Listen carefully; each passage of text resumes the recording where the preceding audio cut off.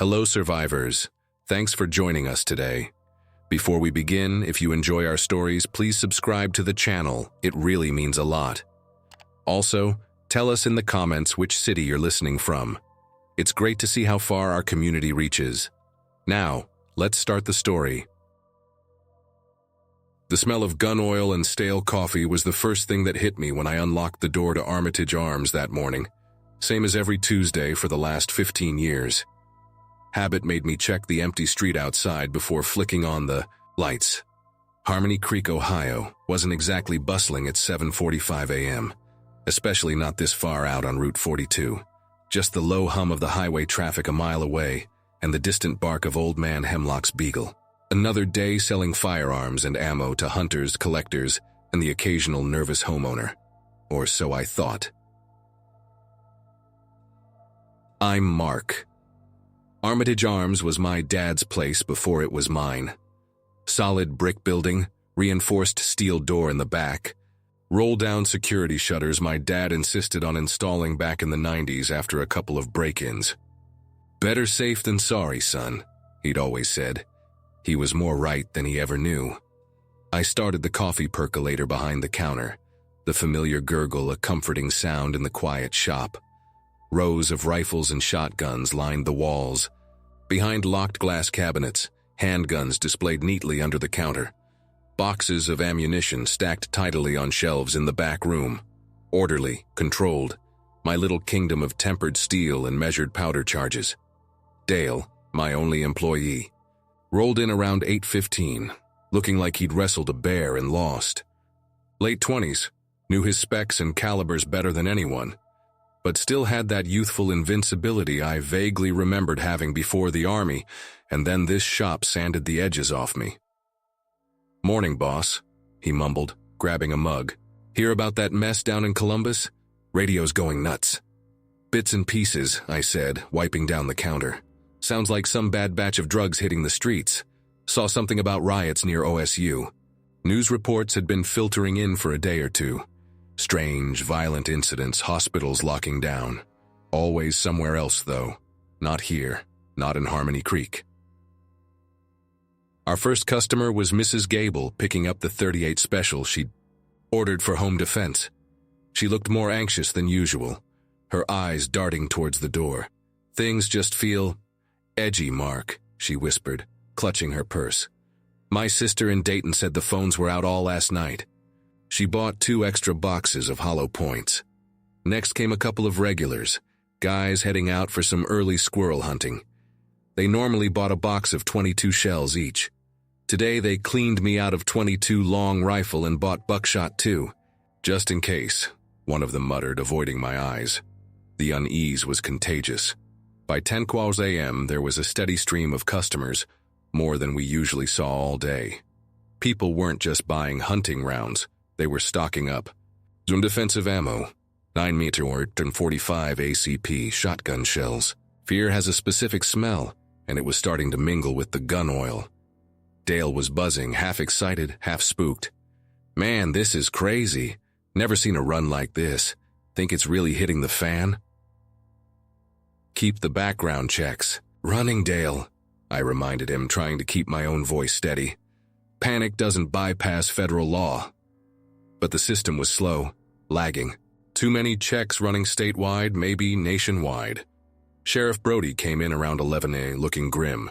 Brody was built like a retired linebacker, usually had a joke ready. Not today. "Mark, you seeing this?" He gestured vaguely outside. "Selling ammo faster than I can restock it, Sheriff.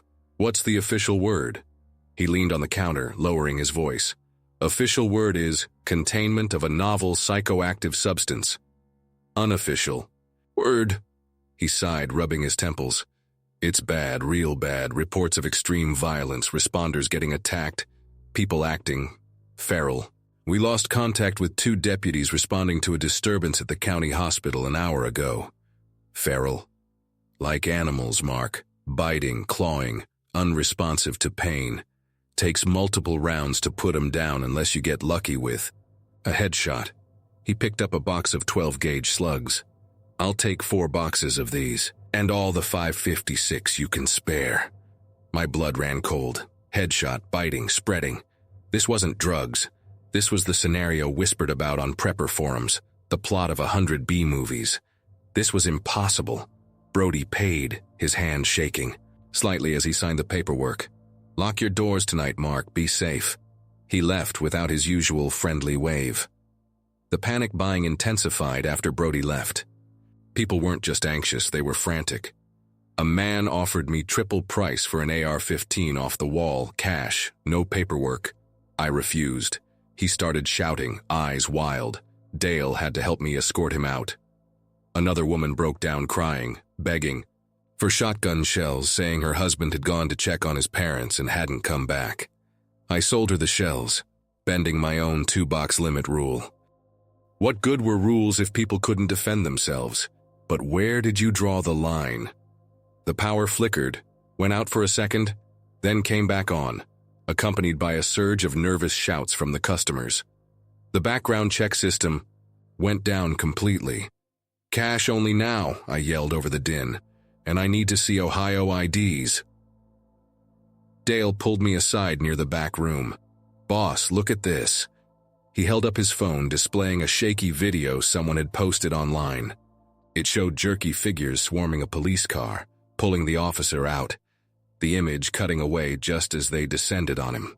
The timestamp was 20 minutes ago, from Delaware, the next county over. "It's spreading," Dale whispered, his face ashen. The distant sounds weren't just sirens anymore. There was sporadic gunfire now, sharp cracks echoing from the direction of the highway. Then came a sound that chilled me deeper than Brody's warning, a fire truck siren starting strong, then abruptly cutting off mid-wail, followed by a cacophony of screams that were definitely not human. That was it. Decision time. "Dale!" I shouted over the noise of the remaining customers. "We're closing! Everyone out, now!" People protested, waved cash, pleaded. I ignored them, herding them towards the door. "Stores closed! Emergency! Go! Home! Lock your doors!" The last few customers scrambled out, casting fearful glances down the street. As the final one cleared the doorway, I hit the button for the heavy steel security shutters my dad had installed. They rolled down with a deafening clang, sealing the front windows and door, plunging the shop into the artificial glow of the overhead fluorescence. I threw the heavy deadbolts on the front and back doors, the solid thunk echoing in the sudden silence. We were locked in. Armitage Arms, my fortress of firearms, had just become our prison. Outside, the sounds of harmony, creak dying grew louder, screams, breaking glass, the occasional burst of gunfire, and underneath it all, that horrible, guttural moaning that seemed to be coming from everywhere at once. Dale was hyperventilating, leaning against a display case. What do we do now, boss?" I took a deep breath, forcing down my own panic. We were secure for now. We had guns, ammo, some emergency supplies in the back. More importantly, we had walls of brick and steel shutters. "We wait," I said, my voice sounding calmer than I felt. "We gather information, we conserve resources, and we wait for an opportunity." I went to the back office where I kept an old battery-powered emergency radio. Twisting the dial, I searched for a signal, anything other than static. Finally, a voice, faint but clear. The emergency alert system tone followed by a clipped military-sounding announcer, repeating this message. "An unknown biological agent is spreading rapidly. Infected individuals exhibit extreme aggression, loss of higher brain function, and transmission occurs through fluidic contact, primarily bites. Symptoms manifest rapidly following exposure. All citizens are ordered to shelter in place. Avoid all contact with infected individuals. Military containment protocols are being enacted. Do not, I repeat, do not attempt to reach designated safe zones. They are compromised. Stay inside, lock your doors, wait for further instructions. This message will repeat. Compromised safe zones, military containment, bites. It was real. All of it. The impossible had happened. Dale had slumped onto a stool by the counter, staring blankly at the shuttered front door. The weight of the situation seemed to crush him. "Hey," I said, walking back out, trying to sound reassuring. "We're secure here, Dale. Steel shutters, reinforced doors, plenty of firepower. We just need to ride out this initial wave." He looked up, eyes wide. "Ride it out? Boss, did you hear that? Radio, military containment, compromised safe zones. This isn't a riot. It's... "I know what it is," I said quietly. "And we're in the best possible place to be when it happens, right? A gun shop." But even as I said it, I knew it wasn't entirely true. We had the guns, yes. But that also made us a target. For the desperate living. And maybe, for the dead too? Did they retain any memory? Would they be drawn to places of power, of defense? The thought sent a fresh chill down my spine. A loud bang rattled the front shutters. Then another. Someone was outside, pounding, demanding entry. "Let us in, please, they're everywhere," a man's voice screamed, raw with terror. Dale jumped, reaching instinctively for the shotgun under the counter. "Easy," I said, putting a hand on his arm. "We don't open that door, not for anyone. But they're trapped out there." "And letting them in could trap us," I countered grimly. "Or worse. We don't know if they're bitten. We don't know who is out there." Rule number 1 in a situation like this: secure your perimeter. Trust no one you didn't personally clear. My dad's voice this time, echoing from years of hunting trips and safety lectures. More pounding, frantic now. "Help us. For God's sake, open the door!" Then a wet, gurgling scream abruptly cut off. Silence followed by low snarls and the sound of something heavy hitting the steel shutter again and again. But differently this time. Mindlessly. Relentlessly. Dale looked like he was going to be sick. I felt bile rise in my own throat. We'd just listened to someone die right outside our door, but opening it would have been suicide. This was the new reality. Hard choices. Brutal math. The pounding continued, a rhythmic, mindless thudding against the front shutters. Thump. Thump. Thump. Occasionally it was joined by scratching sounds like fingernails dragging across metal. They knew we were in here. Or, at least they sensed something alive behind the steel. "We need to check the back," I said, forcing myself into action, "and the roof vents." The back room was our storage area and workshop. More ammo shelves, a workbench, spare parts, cleaning supplies. The back door was solid steel, reinforced frame, multiple deadbolts. It looked secure. Above, 2 small ventilation grates near the ceiling were covered with thick wire mesh, designed to keep birds out. Not them. "See anything?" I asked Ace, who was peering up at the vents. "Nah, looks clear. Mesh is thick-gauge steel, bolted in tight. Nothing's getting through there easily." That was some relief. I did a quick inventory of our practical supplies. We had a case of bottled water, some MREs left over from a camping trip display, a decent first aid kit, enough for a few days, maybe a week if we rationed carefully, and ammo. Boxes upon boxes of it. But ammo wasn't food or water. It wouldn't keep us alive indefinitely. The thudding on the front shutters stopped. The silence felt unnatural, more menacing than the noise. Dale flinched, gripping the shotgun tighter. "What now?" he whispered. "They're testing," I said, probing for weakness, or maybe something else drew their attention. I checked my watch. Barely 3 p.m. Hours of daylight left, followed by a long night. Suddenly, a different sound. A scraping noise coming from the roof. Scritch, scrape, drag. My blood ran cold. "Did you hear that?" Dale nodded, eyes wide, looking upwards. The sound moved slowly across the roof, directly above the main shop area. Something heavy, something persistent. "The vents," Dale breathed. "Mesh is secure," I repeated, trying to convince myself as much as him. "They can't get through." But the scraping continued, punctuated by low, guttural clicks and snarls. It wasn't trying to get through the vents. It sounded like it was trying to tear the vent covers off. We grabbed flashlights, aiming. The beams up at the ceiling grates. Nothing visible in the vents themselves, just darkness. But the scraping sound was definitely getting louder, closer to the vent opening directly above the main counter. Then, a metallic screech, like fingernails, on a chalkboard amplified 100 times, followed by a thunk as something heavy hit the mesh cover. Dust rained down. The mesh bowed slightly inward. Another thunk, harder this time. The mesh held, but one of the corner bolts looked like it was loosening. "It's trying to tear it off," Dale hissed. I raised my MP5 safety-off finger, resting lightly on the trigger, aiming upwards at a target I couldn't see through a metal grate. A terrible shot. But what choice did we have? Thunk. The bolt popped loose. The corner of the vent cover sagged. A pale, multi-jointed finger poked through the gap, twitching, feeling the air.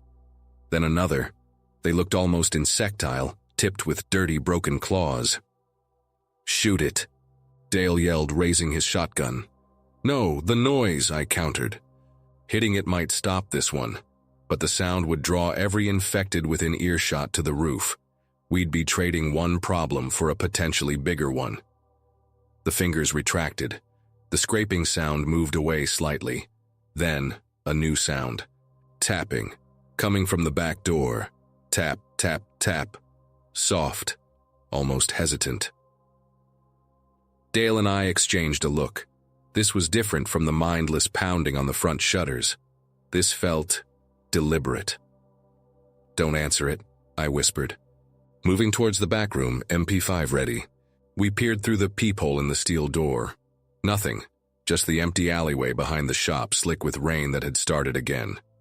Tap, tap, tap. Louder now, more insistent. Still no one visible. Maybe it's survivors? Dale suggested hopefully. Or maybe it's bait, I countered. I remembered Brody's words, feral, unresponsive to pain, but not necessarily stupid. Were they learning? Setting traps? The tapping stopped. Silence again, except for the drumming rain and the distant chaos. My heart was pounding. Were they gone? Had they given up? A sudden deafening crash from the front of the shop sent us scrambling back. We burst through the doorway to see the main counter splintered, the glass display case underneath shattered. Something had come through the roof vent after all. Standing amidst the debris, illuminated by the flickering fluorescent lights, was a creature that defied easy description. It was roughly humanoid, but its limbs were too long, bending at impossible angles. Its skin was a pale, translucent gray, stretched tight over sharp bones. Its head lolled on a thin neck, and its face was split vertically by a gaping maw lined with needle-sharp teeth, clicking wetly. It hadn't come through the vent. It looked like it had poured through, coalescing on the floor. It turned its head slowly, eyeless sockets fixing on. A low hiss escaped its clicking maw. It took a jerky step forward, claws scraping on the tiled floor. Dale fired the shotgun. The blast hit the creature center mass, tearing a huge hole in its torso. Grayish fluid sprayed the walls, but the thing didn't even flinch. It just kept coming, its gaping mouth opening wider. "Headshot!" I screamed, raising my MP5. But it was fast, unnaturally fast. It lunged, not at me, but at Dale. He tried to bring the shotgun around, but the creature was on him, long arms wrapping around him, pulling him close. Its maw descended towards Dale's face. I fired, emptying half a magazine into the creature's head. The skull exploded in a shower of gray matter and ichor. The creature spasmed violently, its grip loosening. Dale shoved it away, collapsing, backwards gasping, covered in the thing's foul fluids but seemingly unharmed otherwise. The creature lay twitching on the floor, its jaw still clicking spasmodically before finally going still. Silence descended again, broken only by Dale's ragged breathing and the relentless drumming of the rain outside. "You okay?" I asked, helping him up. He nodded, wiping frantically at the gray slime covering his arms and face. Yeah, I think so. Didn't bite me?" Didn't scratch me. We stared at the grotesque corpse on the floor. This wasn't just reanimated humans. This was something else. Something alien, monstrous. Had this thing been the source of the outbreak? Or was it something drawn by the chaos? Before we could process, another sound. The unmistakable whine of an engine getting closer. Headlights swept across the front shutters. A heavy vehicle pulled up right outside. Then the sound of multiple doors opening, boots hitting the pavement. Atlanta. "Pudi, open up," a voice commanded through a bullhorn, official and authoritative. Dale looked at me, hope flickering in his eyes. "Help? They found us?" But I remembered the comms blackout, Brody's last message, the compromised safe zones. My gut screamed trap. "Don't move," I whispered, crouching below the counter line, peering through a crack in the shutters. 3. Police cruisers were parked haphazardly outside. But the officers emerging weren't moving like cops. They moved with that same jerky, unnatural stiffness. Their eyes, even in the dim light, seemed to glow faintly red. And they weren't alone. More figures were gathering behind them, drawn from the surrounding streets. Some were in police uniforms, others in civilian clothes, all bearing the same telltale signs of infection.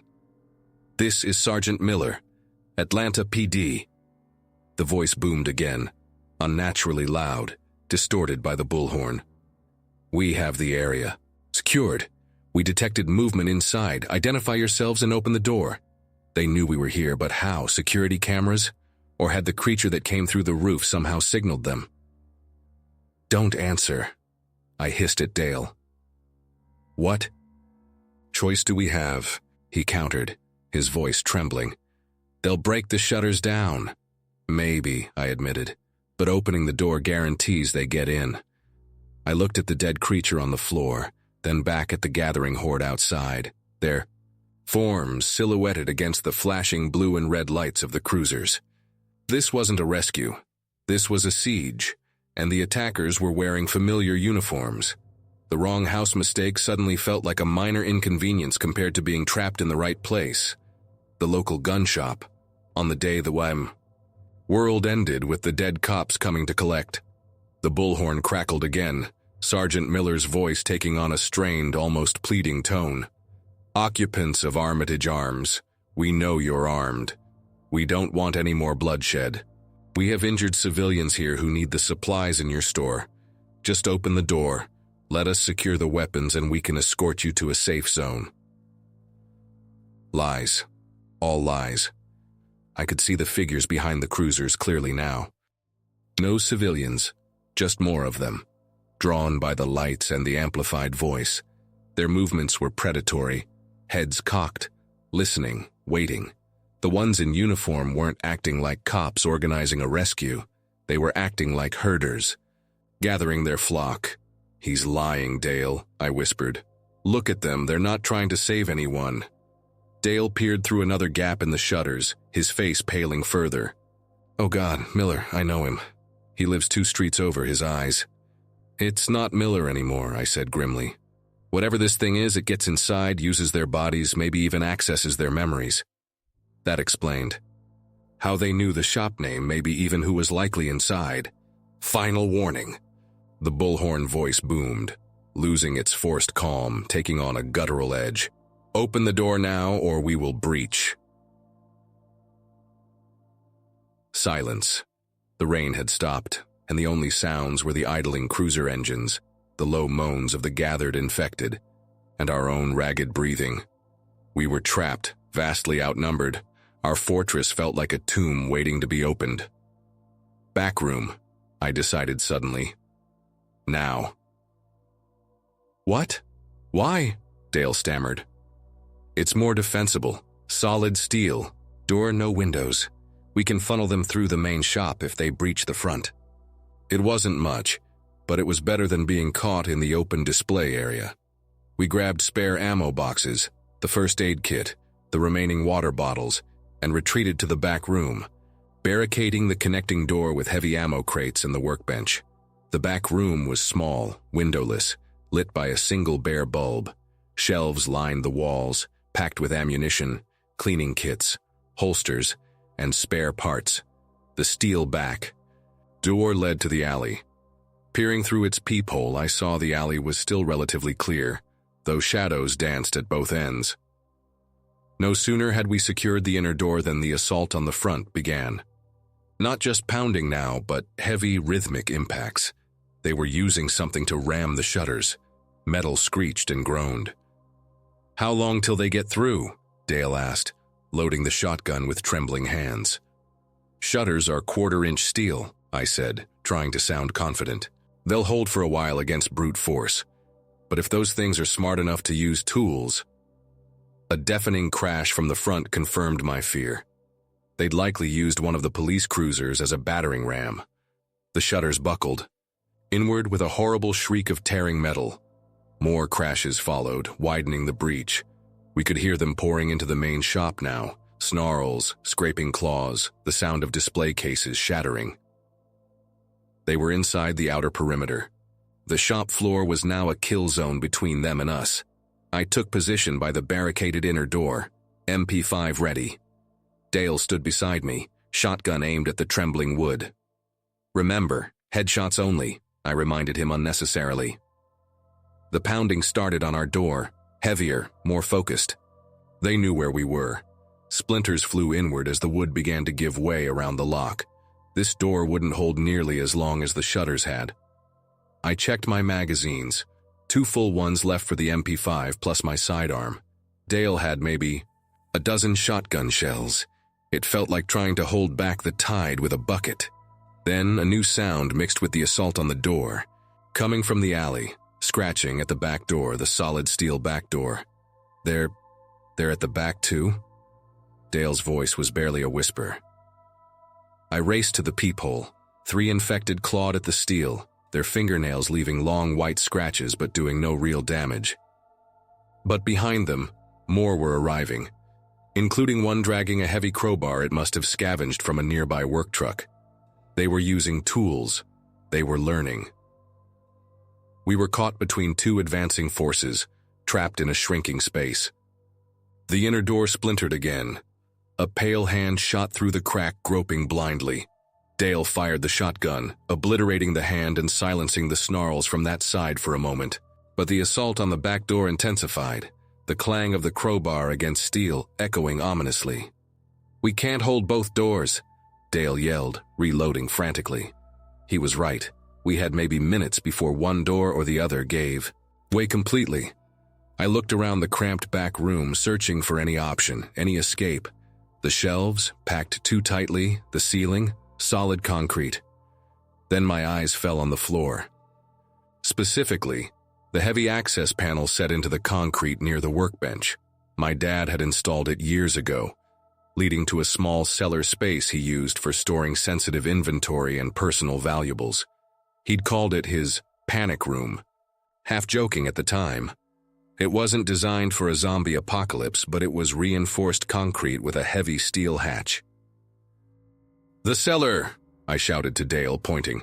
"Help me move these crates." We scrambled, adrenaline lending us strength, shoving aside heavy boxes of ammunition to clear access to the floor panel. The pounding on both doors grew more frantic. Wood splintered from the inner door. Metal groaned from the back. I wrenched the recessed handle on the cellar hatch upwards. It was heavy, counterweighted, but still took both of us straining to lift it, revealing a dark opening and steep metal. Steps leading down. "Get in," I yelled, shoving Dale towards the opening. He hesitated, looking back at the failing doors. "What about you?" "I'll hold them. Seal the hatch. Go." The inner door finally burst open. The first infected stumbled through, the one wearing Sergeant Miller's face, its jaw hanging slack, eyes fixed on us. I opened fire with the MP5, aiming for the head, dropping it, and the 2 behind it. More pushed forward. Dale scrambled down. The cellar steps. I kept firing, backing towards the hatch, expending precious rounds to keep the corridor momentarily clear. From the alley, a final deafening clang signaled the back door giving way. We were breached on both sides.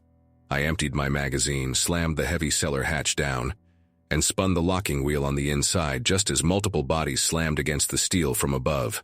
Darkness enveloped me, the only sounds my own, ragged breathing, Dale whimpering somewhere below, and the relentless pounding and scraping on the steel hatch above our heads. We were alive, sealed in my father's makeshift panic room, but the gun shop, our fortress, had fallen. The first day was ending, and we were trapped beneath the ruins, listening to the sounds of the new world scratching, relentlessly, just inches away. The silence when the pounding stopped was almost worse. Minutes stretched into an eternity in the cramped, musty cellar. Dale had curled into a ball near the base of the stairs, occasionally letting out a choked sob. I sat with my back against the cold concrete wall, sidearm in my lap, straining to hear any sound from the shop above. Nothing. Had they given up, moved on, or were they just waiting? The air down here was stale, thick with the smell of dust, old oil and something vaguely metallic.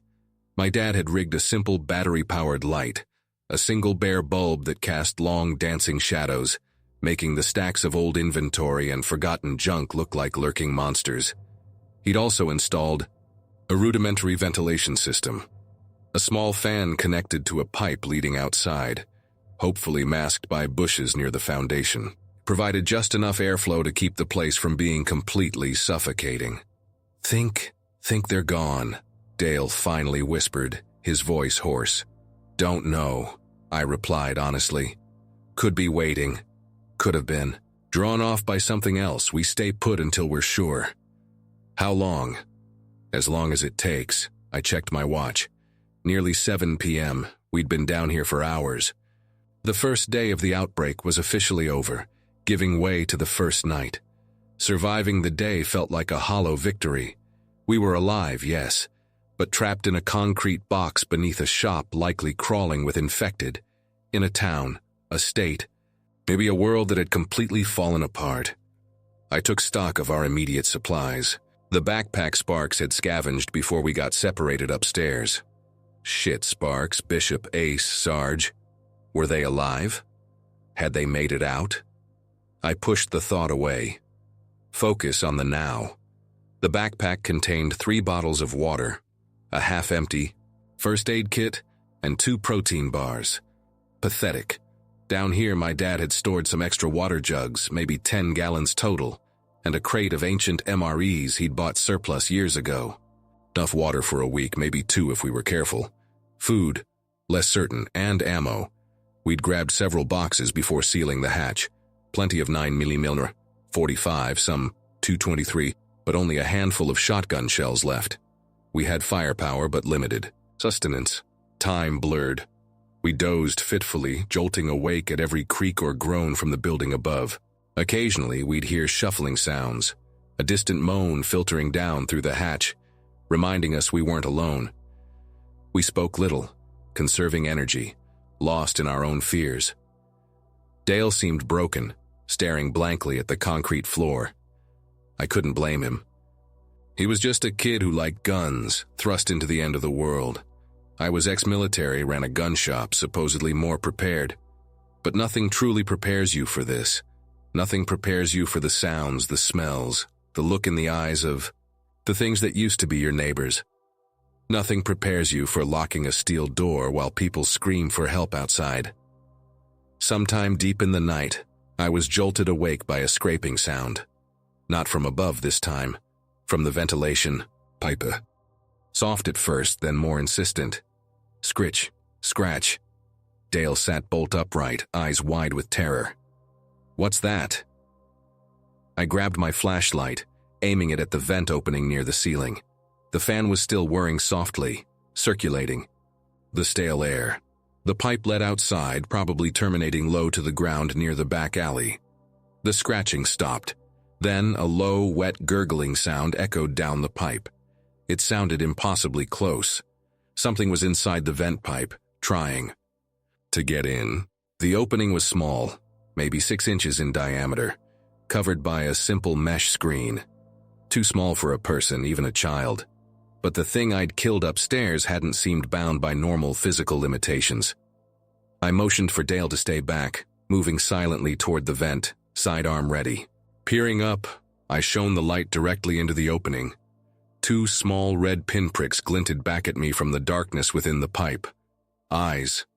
Small, rat-like, but burning with that same malevolent red light I'd seen in the infected. A thin, gray tendril, like a slimy root, snaked out through the mesh, probing the air. It moved with a jerky, unnatural life of its own. Then another pushed through. Before I could react, Dale screamed and fired the shotgun. The blast tore through the mesh screen and ripped into the ventilation pipe. The tendrils vanished, replaced by a high-pitched shriek that echoed down the DSO pipe, followed by the sound of something thrashing violently within the metal ductwork before fading away. "Dale, goddammit!" I hissed, whirling on him. "The noise, you'll bring them all down on us." I panicked, he stammered, lowering the smoking shotgun. "It was coming in." He was right. It had been. But the shotgun blast was like a dinner bell. We listened, frozen, waiting for the inevitable assault on the hatch above. Silence. Minutes passed. Still nothing. Had the sound been muffled enough by the cellar, or were the infected above too preoccupied with whatever they were doing? The ventilation fan sputtered and died, likely damaged by the shotgun blast. The air immediately felt heavier, staler, and the silence from above was now absolute. Too quiet. Maybe you scared them off," Dale offered weakly. "Those things don't get scared," I said. "Something else is happening." I crept to the bottom of the stairs, pressing my ear against the cold steel hatch. Faintly, very faintly, I could hear sounds from the shop. Not the snarls and scraping of the infected. Something else. Rhythmic banging, voices, living voices. Clear the main floor. Barricade that breach. Anyone check the back room? Hope surged through me, dangerous and illogical. Rescuers? Military, other survivors? "Hello," I called out, banging on the hatch. "Is anyone up there? We're survivors down here." The voices above stopped. Footsteps approached the hatch.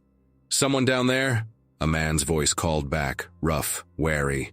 "Yes, 2 of us. We work here. Are you police? Military?" Pause. "Neither, just folks trying to stay alive." "How many infected down there with you?" "None, we're clear. We sealed the hatch when they breached the shop." Another pause, longer this time. Muffled discussion above. Then the sound of the locking wheel on the hatch beginning to turn. Dale scrambled up beside me, relief washing over his face. "They're letting us out." But my gut clenched. Something felt wrong. Why ask if infected were down here with us? Why the hesitation? I raised my sidearm, keeping it low, out of sight when the hatch opened. The heavy steel groaned upwards, revealing the battered shop above, lit now by emergency lanterns. 3 men stood looking down at us. They wore scavenged gear, odds and ends of clothing, and carried a mix of firearms, hunting rifles, shotguns. Their faces were hard, eyes narrowed, scanning the cellar. They weren't rescuers. They were looters. Or worse. "Just 2 of you?" the apparent leader asked, a burly man with a scraggly beard and a sawed-off shotgun. "Yeah," I said, keeping my voice level. "We got trapped when—" "Save it," he cut me off. "We cleared the biters upstairs, took some effort. This place is a damn fortress. And an arsenal." His eyes swept over the ammo shelves visible behind us. "Looks like you boys hit the jackpot."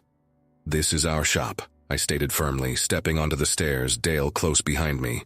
"We were defending it." The leader chuckled humorlessly. "Not anymore, pal. Possession is 9/10 of the law, and right now the law's dead. We need the guns, the ammo. You can hand it over nicely, maybe we let you walk away with a sidearm and a box of shells. Or—" He let the sawed-off shotgun drift slightly, pointing towards Dale. Dale flinched. I stepped in front of him slightly. "Look, we can share." "Not interested in sharing," another man interrupted, younger, twitchy, holding a hunting rifle awkwardly. "We saw what happened in town. You need guns to survive now. Lots of guns. And we ain't leaving empty-handed." This was it. The other side of the apocalypse. Not the mindless dead, but the desperate living, willing to kill for resources. I calculated the odds. 3 of them, armed, looking edgy. 2 of us low on sleep, stressed but on our home turf, with potentially more firepower readily available if we could reach it. "Okay," I said, slowly raising my hand slightly, keeping my sidearm pointed down but ready. "Okay, no need. For trouble, what do you need?" The leader's eyes narrowed, suspicious of my easy compliance. "Everything. Rifles, shotguns, handguns, all the ammo you got stashed down there."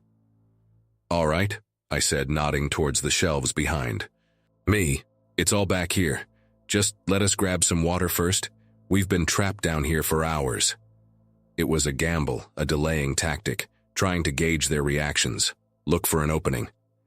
The leader hesitated, then nodded curtly. "Fine, quick, then load up what we tell you." As I turned, pretending to reach for a water jug, my eyes scanned the cellar. My dad's old workbench was near the stairs. Underneath it, I knew, was a hidden compartment where he kept a loaded .4 Magnum. His bear repellent, he called it. If I could create a diversion. Dale must have had the same thought, or maybe just pure panic took over. He suddenly lunged forward, not at the men, but at the main light switch near the cellar door, plunging the space into near-total darkness, broken only by the faint emergency light from the shop above filtering down the stairs. "What the?" the leader yelled. Gunshots erupted in the darkness. Muzzle flashes illuminated the chaos. The looters fired blindly down the stairs. Dale screamed as a bullet ricocheted off the concrete near him. I dove behind the workbench, fumbling for the hidden compartment, my fingers finding the familiar grip of the heavy revolver. More shots echoed in the confined space. I heard one of the looters cry out in pain. Someone else was firing back. Dale, had he grabbed a weapon? I rolled out from behind the workbench, the Magnum steady in my hand now. In the flickering light from above, I saw the scene. Dale was down, clutching his leg, shotgun dropped beside him. One looter lay sprawled on the stairs. The leader and the twitchy kid were reloading, momentarily blinded by the darkness and their own muzzle flashes. This was my chance. I aimed carefully, the big revolver kicking hard in my hand. The leader went down, chest erupting. The kid spun towards me, raising his rifle. My second shot took him in the shoulder, sending the rifle clattering away. He screamed and stumbled back up the stairs, disappearing into the shop above. Silence except for Dale's pained groans and the dripping water. I scrambled to Dale's side. "How bad?" "Leg. Think it's broken," he gasped, blood soaking his jeans. I quickly checked the wound. Nasty, but maybe not artery nicking. Using supplies from the first aid kit, I applied pressure, trying to staunch the bleeding. The twitchy kid hadn't come back down. Was he waiting? Bleeding? Out? Or had he fled? We couldn't stay here. Dale needed proper medical attention, which was likely non-existent now. And the gunshots would have drawn every infected, maybe even other looters for miles. "Can you walk?" I asked Dale, already knowing the answer. He shook his head, gritting his teeth against the pain. I looked around the cellar, our tiny sanctuary now a blood-soaked trap. Then I looked at the shelves packed with guns and ammo. The irony wasn't lost on me. Surrounded by enough firepower to equip a small army, and our biggest problem wasn't the dead. It was the living, and a broken. So I made a decision. I wasn't military anymore. Wasn't just a shop owner. I was a survivor. And survivors adapt. Using belts and ripped MRE pouches, I fashioned a crude tourniquet for Dale's leg, tightening it above the wound. I helped him sit up, leaning against the wall. "Okay, new plan," I said, grabbing the sawed-off shotgun from the dead looter. "More practical for close quarters than the Magnum. We can't stay here, and I'm not leaving you." I pointed to a heavy-duty dolly my dad used for moving ammo crates. "Think you can sit on that if I secure you?" Dale looked pale, but nodded grimly. It took time, precious time, rigging. The dolly, getting Dale onto it, securing him with more belts. All the while I listened for sounds from above, for the return of the twitchy kid, for the inevitable arrival of the infected drawn by the gunshots. Miraculously, it remained quiet. Maybe the kid had fled. Maybe the infected were drawn elsewhere. Finally, we were ready. I took a deep breath, shotgun in one hand, dolly handle in the other. Okay, we go slow and quiet up the stairs. If that kid is waiting. I got your back, boss, Dale whispered, clutching the handgun I'd given him from the dead. Peter? Pushing the heavy dolly up the steep cellar stairs with an injured man on it was brutally difficult. Every scrape of the wheels echoed like a cannon shot in the tense silence. We emerged into the main shop. The twitchy kid was gone. Blood trails led towards the shattered front shutters, suggesting he'd fled into the dawn that was just beginning to break outside. The shop was a wreck. Display cases smashed, ammo scattered. The creature I'd killed earlier still lying in a pool of its own ichor. But the infected seemed to be gone, at least for now. Maybe the gunfire had temporarily driven them back, or maybe the rising sun had some effect on them. Too early to tell. We had a small window. I pushed Dale on the dolly towards the back door, the one leading to the alley. It hung open, the steel frame bent and warped where the looters, or maybe the infected before them, had forced it. The alley looked clear. Where are we going? Dale asked, his voice strained with pain. West, I said, echoing Sarge's plan from what felt like a different lifetime ago. Away from the city. Find somewhere defensible. Heal up. Figure out what comes next. I looked back at Armitage. Arms, my father's legacy, my life's work, now a looted, blood-stained shell. It wasn't a fortress or a sanctuary anymore. It was just a building full of dangerous tools that couldn't save us. As I pushed Dale out into the alley, into the gray light of the first morning of the new world, I carried the heavy weight of the guns we couldn't take, the lives lost, and the horrifying knowledge that the monsters weren't just the dead ones scratching at the door. They were the living ones breaking it down too. The rules had changed. Survival wasn't about having the most guns. It was about finding the sliver of humanity left in the wreckage and holding on to it, no matter the cost.